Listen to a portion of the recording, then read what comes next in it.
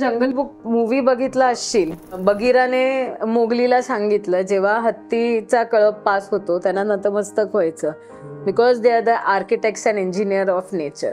बरोबर. So that respect जर प्राण्यांना देऊ शकतात, आपण नाही देऊ शकत. आपण गणपती पूजतो रे घरात, आणि आज आपण गणपतीला विद्येची देवता म्हणतो, ज्याचं डोकं हत्तीचं आहे. He is the highest intelligent animal. म्हणजे आपल्याला जनरली स्टोरी काय माहिती आहे की जो पहिला प्राणी दिसेल त्याचं शीर घेऊन या, असं शंकराने सांगितलं. उत्तरेच्या दिशेने जाणारा जो पहिला प्राणी दिसेल तो त्याचं डोकं तुम्ही घेऊन या. उत्तर दिशा ही विजडमची दिशा आहे आणि हत्ती हा एकमेव प्राणी आहे जो दक्षिण ते उत्तर आणि उत्तर ते दक्षिण असाच प्रवास करतो.